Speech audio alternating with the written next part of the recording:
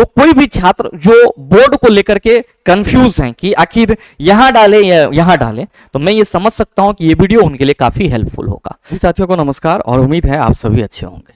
आप सभी का लगातार व्हाट्सएप पे मैसेज आता है कि भैया आरआरबी एनटीपीसी में कौन सा बोर्ड चूज करें, और कई सारे छात्र जो है वो नीचे कमेंट करते हैं कि सर आरआरबी के लिए आप बेस्ट बोर्ड कौन सा होगा, इसके बारे में एक वीडियो बना दो। तो मेरे मित्र, आज के इस वीडियो सेशन में हम लोग आरआरबी के लिए आप कौन सा बेस्ट बोर्ड सेलेक्ट कर सकते हैं या फिर कौन सा बोर्ड आपके लिए बेहतर होगा ताकि आपकी जो एक सीट है वो पक्की हो सके, इसी पे चर्चा करेंगे। हम लोग 3-4 पॉइंट पे डिस्कशन करेंगे और ये 3-4 पॉइंट आप सभी छात्रों के लिए बहुत ही उपयोगी है जो भी आरआरबी एनटीपीसी की तैयारी कर रहे हैं या फिर फॉर्म डालना चाह रहे हैं।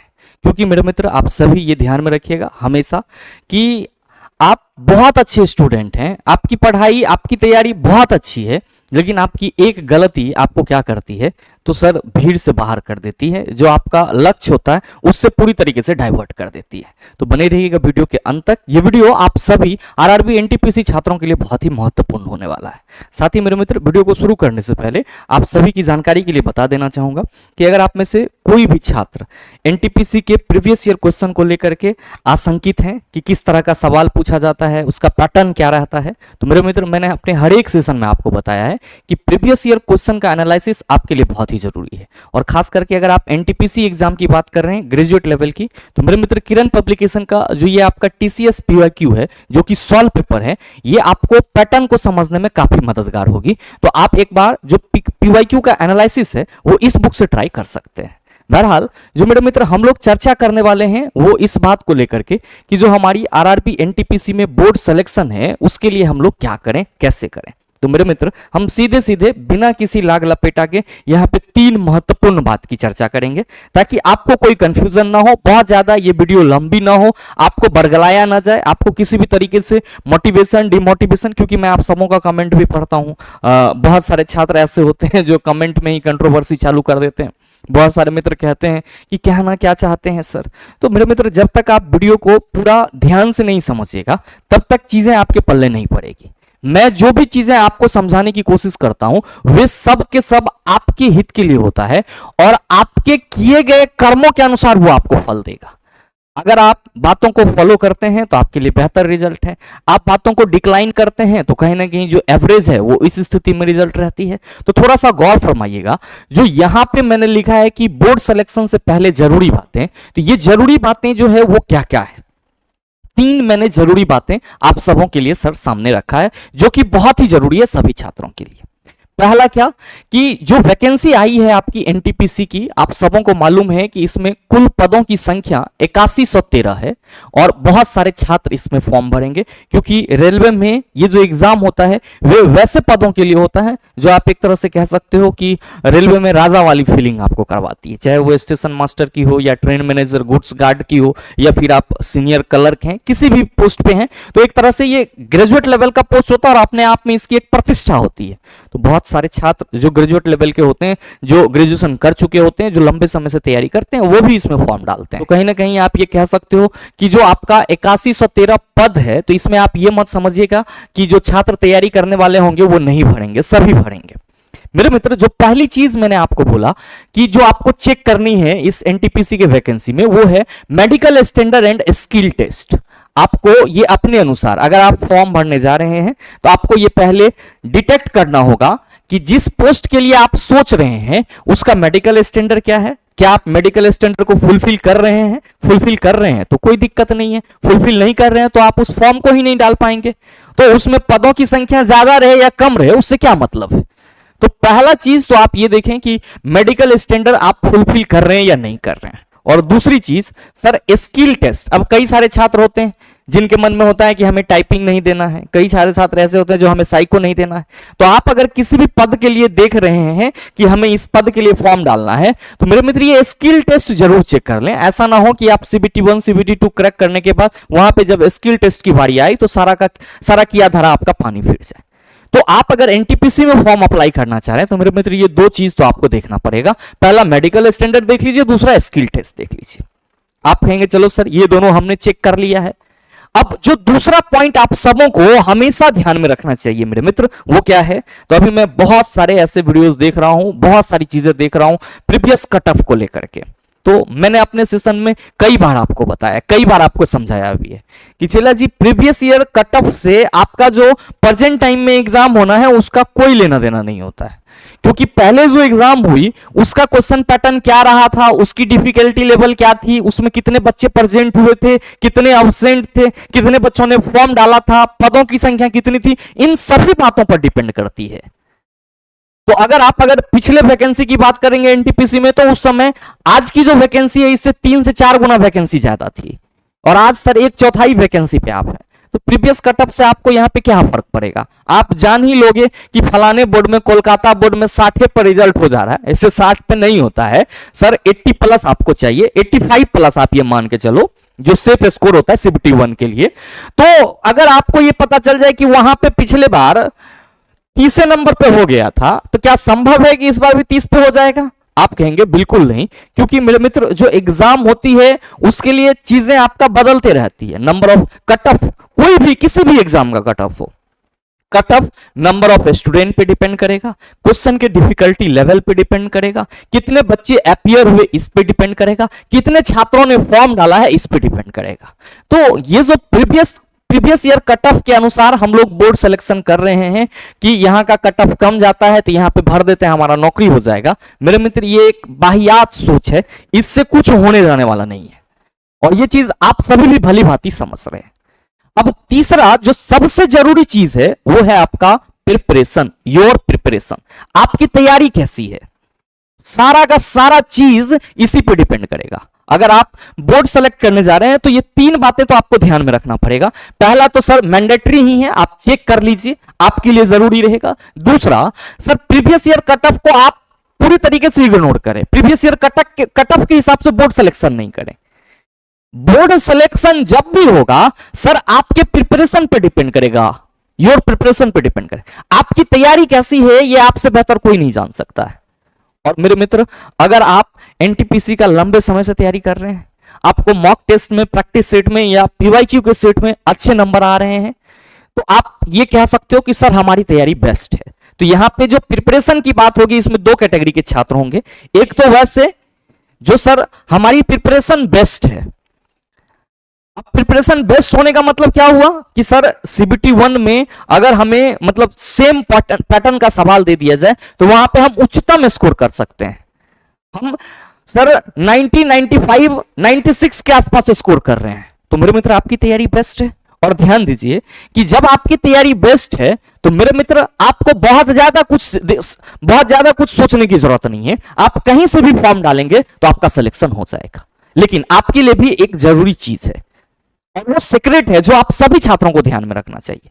क्या है वो सीक्रेट, तो हम चर्चा करेंगे बस थोड़ी ही देर में। बस एक बार यहां पे एक पॉइंट और मेंशन कर लेते हैं कि सर हमारी तैयारी अच्छी नहीं है, हम ये कह सकते हैं कि हमारी तैयारी एवरेज है।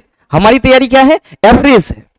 क्योंकि स्टूडेंट जो होंगे, जैसे ही मैंने योर प्रिपरेशन की बात करा, आपकी तैयारी की बात करा, तो जरूरी नहीं है कि आप सभी छात्र बेस्ट प्रिपरेशन वाले होंगे। बहुत सारे छात्र ऐसे भी होंगे जो तैयारी स्टार्ट करेंगे, बहुत सारे छात्र ऐसे भी होंगे जिसके अंदर जोश होगा, जुनून होगा कि हाँ सर हम तैयारी करेंगे और हम बेहतर कर सकते हैं। तो हमने यहां पे ये बताया कि अगर आपकी तैयारी बेस्ट है तो बहुत बढ़िया है। अब यहां पे भी आपको 2 चीजें ध्यान देनी है, बस हम इस पॉइंट के बाद उसको ले रहे हैं। दूसरा कि सर हमारी तैयारी एवरेज है या फिर लो है, एवरेज है या फिर लो है। तो ऐसे केस में आपको जब आप ये सेल्फ एनालिसिस कर लेते हैं कि हमारी तैयारी बेस्ट है और हम एवरेज में हैं या हम फिर हमारी तैयारी बहुत ही लो है, हमको और मेहनत करना पड़ेगा, तो मेरे मित्र आपको यहां पे जरूरत है कि जब भी आप फॉर्म डालने जाए तो वहां पे एक चीज जरूर देखें। ये मेरे मित्र सीक्रेट है आप सभी के लिए, एक तरह से कह सकते हो कि ये मतलब कह सकते हो कि बहुत ही जरूरी चीज है, इंपॉर्टेंट, सीक्रेट से भी सीक्रेट है, सभी छात्रों को समझना चाहिए कि मेरे मित्र जब आपकी तैयारी आपको पता है कि कैसी है, तो आप ये देखो कि आपका जो कैटेगरी है, आपका जो कैटेगरी है उस कैटेगरी में वैकेंसी ज्यादा कहां पे, आपके कैटेगरी पे, आपके कैटेगरी में, आपके कैटेगरी में सर आपके कैटेगरी वाइज, यहां पे कैटेगरी वाइज नहीं होना चाहिए, कैटेगरी में वैकेंसी कितना है, वैकेंसी कितना है, यह चीज देखना बहुत ही जरूरी होगा। आप ये जरूर चेक करें कि सर हमारी तैयारी बहुत बेहतर है और हमारे लिए जो कैटेगरी है वो कौन सा है। आप कहेंगे ऐसा क्यों बोल रहे हैं, तो देखिए सीबीटी 1 में आप कोई भी कैटेगरी से हैं, जब तक आप सीबीटी 1 क्वालिफाई यूआर कैटेगरी से नहीं करते, यूआर का जो कटअप है उसके हिसाब से नहीं करते हैं, तो मेरे मित्र आगे की जो प्रोसेस होगी उसमें आप जो यूआर कैटेगरी वाले सीट होंगे उस पर फाइट नहीं कर सकते। अगर आप सीबीटी 1 ही अपने कैटेगरी में कर रहे हैं तो मेरे मित्र यह संभव है कि आपको आगे की सारी प्रक्रिया में अपने कैटेगरी में ही फाइट करना होगा। तो कैटेगरी जो आपका कैटेगरी वाइज पदों की संख्या है वो देखना बहुत ही जरूरी है। ऐसा नहीं है कि सर हमारे इस बोर्ड में सीटों की संख्या अधिक है तो हमने वहां से फॉर्म डाल दिया और हमने देखा कि हमारे कैटेगरी में सीट ही नहीं है।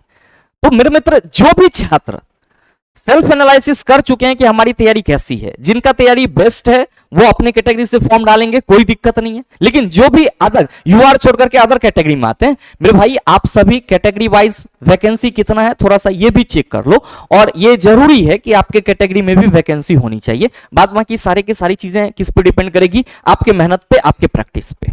तो जब आपकी तैयारी बेहतर है मेरे मित्र, तो आप अपने कैटेगरी में जो पदों की संख्या है उसको देखते हुए जहां भी आपको लग रहा है कि जहां भी लग रहा है कि वैकेंसी अधिक है वहां पे मेरे मित्र आप फॉर्म डाल सकते हैं। कौन से स्टूडेंट? बेस्ट तैयारी करने वाले स्टूडेंट। अब ध्यान दीजिए कि ये मैंने बेस्ट के बारे में क्यों बताया, क्योंकि आप ऑलरेडी बोनाफाइड स्टूडेंट हैं, आपका स्कोर बढ़िया है, आप बेहतर हैं, आपको मालूम है कि हम औरों से बेहतर पढ़ाई कर रहे हैं, तो हम कहीं से भी जहां पे सर हमारे कैटेगरी में या पदों की संख्या अधिक होगी हम वहां डालेंगे तो सिलेक्शन पक्का रहेगा। अब दूसरा जो एवरेज और लो कैटेगरी के छात्र हैं, तो लो कैटेगरी के लिए तो मेहनत करना ही पड़ेगा सर, किसी भी बोर्ड से आप डालो। अब जो एवरेज स्टूडेंट है, तो एवरेज स्टूडेंट को क्या करना चाहिए? एवरेज स्टूडेंट को सर वैसे जगहों पे जाना चाहिए जहां पे आपकी वैकेंसी कम है। कहेंगे ऐसा क्यों बोल रहे हैं? ऐसा इसलिए बोल रहे हैं मेरे मित्र कि जो आपकी मतलब टॉप बोर्ड होंगे जहां पे वैकेंसी पदों की संख्या सबसे ज्यादा होगी, तो ये एक अमूमन सा चीज है कि सभी छात्र क्या सोचते हैं कि हम वहीं फॉर्म डालेंगे। तो जाहिर सी बात है मेरे मित्र, जहां वैकेंसी ज्यादा, जैसे कोलकाता की अगर हम बात करें तो कोलकाता में इस बार वैकेंसी ज्यादा है, कोलकाता में वैकेंसी ज्यादा है। तो मेरे मित्र कोलकाता में जो वैकेंसी है वो 1300 प्लस पदों पे है, तो आप ये मान के चल सकते हो कि यहां की जो कट ऑफ जाएगी वो मैक्सिमम होगी, क्योंकि सर मैक्सिमम परसेंटेज जो छात्र होंगे वो कहीं ना कहीं कोलकाता जाने की सोचेंगे, या ऐसे बहुत सारे टॉप बोर्ड्स होंगे सर जहां पे वैकेंसी ज्यादा है वहां जाने की सोचेंगे। जैसे अगर हम 6 टॉप बोर्ड की बात करें तो कोलकाता, मुंबई, भुवनेश्वर, बिलासपुर, अहमदाबाद और गुवाहाटी, इसमें आप पदों की संख्या को कुछ इस तरीके से देख सकते हो। अब अगर जहां वैकेंसी ज्यादा है वहां जाने की सोचे तो कोलकाता में maximum number of student appear होंगे, मुंबई में आप कहेंगे सर इससे कम होंगे लेकिन अपीयर होंगे, भुवनेश्वर का भी वही हाल रहेगा। तो मेरे भाई यहां पे आपको क्या लग रहा है कि ज्यादा बच्चे अवेलेबल होंगे तो जो बोनाफाइड करने वाले होंगे वो यहां नहीं डालेंगे, जिसकी तैयारी अच्छी होगी वो यहां नहीं डालेंगे, सब यहां डालेंगे, जिसको जिसको मन होगा वो सब यहां फॉर्म भरेगा। तो जाहिर सी बात है कि जो टॉप बोर्ड्स हैं उसमें आपका वैकेंसी ज्यादा है तो कटअप भी ज्यादा जाएगी, क्योंकि यहां पे फाइट ज्यादा होगा। और बोर्ड सेलेक्ट करने का मतलब उद्देश्य ही होता है कि सर हम भीड़ से थोड़ा सा बच जाएं। तो जो बेस्ट तैयारी वाले छात्र हैं उनको तो कहीं दिक्कत आने वाली नहीं है, वो इन बोर्ड में से कहीं पे भी डाल दे रिजल्ट हो जाएगा। लेकिन जो एवरेज और लो वाले स्टूडेंट हैं उनके लिए ये परेशानी है कि गुरुजी नौकरी तो करनी है, लेकिन हम लोग भटक रहे हैं कि आखिर जो हमारा बोर्ड सिलेक्शन हो वो कैसा हो। तो अगर हम यहां पे मतलब एक कह सकते हो कि ऑनेस्ट एनालिसिस करें तो मेरे भाई जो आपका टॉप बोर्ड है इसमें आपकी कटअप भी बढ़िया जाएगी, मतलब बच्चे बढ़ेंगे, भीड़ आएगी, तो जाहिर सी बात है कि यहां पे सर फाइट रहेगा। जो मीडियम आपका बोर्ड है, जो मीडियम बोर्ड है, जैसे कि बेंगलोर में 496, सिकंदराबाद में 478, चेन्नई में 436, चंडीगढ़ में 410, रांची में 322, तो अब ये जो बोर्ड है इसमें इस वैकेंसी की अपेक्षा आधी वैकेंसी है। तो मेरे मित्र जितना रस यहां देखने को मिलेगा उतना रस आपको यहां देखने को नहीं मिलेगा। और यहां पे क्या है कि अगर वैकेंसी कम है तो आप ये मान के चल सकते हो कि रिस्क ज्यादा है। यहां पे आपकी वैकेंसी ज्यादा है तो कट ऑफ ज्यादा होगा। अब यहां वैकेंसी अगर कम है तो यहां पे रिस्क ज्यादा है। किस बात की रिस्क है सर? तो यहां पे रिस्क ज्यादा है इसलिए कि सर कम है, सीटों की संख्या कम है, तो हमारा सिलेक्शन होगा या नहीं होगा? मेरे मित्र, मैं फिर से आपको रिपीट करना चाहूंगा कि your selection is finally depend on your preparation. अगर आपकी प्रिपरेशन बेहतर है, आप बेस्ट स्टूडेंट के श्रेणी में हैं, तो मेरे भाई आप किसी भी बोर्ड में फॉर्म डालो, रिजल्ट होगा आपका। बस एक चीज चेक कर लेना कि सीक्रेट बातों में जो कैटेगरी वाइज पदों की संख्या है वो कितनी है, आपके कैटेगरी में पद है या नहीं।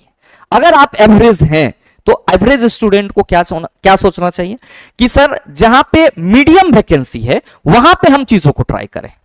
यहां पे आपको डबल फायदा मिलेगा। पहला फायदा तो ये मिलेगा आपको कि सर इसके अपेक्षा यहां आपको नंबर ऑफ स्टूडेंट कम मिलेंगे, हालांकि नंबर ऑफ स्टूडेंट इतने मिल जाएंगे कि आपकी कंपटीशन ठीक ठाक हो जाएगी, लेकिन जो पदों की संख्या, अब हम कितनों कह देंगे आपको कि यहां कोई नहीं भरेगा, यहीं भर दो, संभव नहीं है। ये सब बरगलाने वाले बातें हो जाएगी, क्योंकि आपको मालूम है कि स्टूडेंट का एक मोनोपोली होता है कि हम वहीं भरेंगे जहां पे पदों की संख्या ज्यादा है।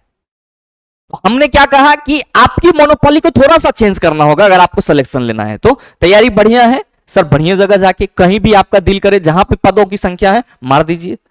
लेकिन अगर आपकी तैयारी ठीक ठाक नहीं है तो आप वैसे जोन को सेलेक्ट करें जहां पे आपकी जो वैकेंसी है वो मीडियम है। हाँ, भले ही रिस्क ज्यादा है, लेकिन जो बच्चों की संख्या है वो आपको क्या देखने को मिल जाएगी? आप कहेंगे सर कम देखने को मिलेगी। और जो दूसरा आपको फायदा देखने को मिलेगा वो क्या होगा कि सर जो हमारा कट ऑफ है वो कहीं ना कहीं उतने ही छात्रों पर निर्धारण होगा जितना कि सर यहां पे भीड़ होंगे। तो ये दो महत्वपूर्ण फायदे आपको देखने को मिलेगा।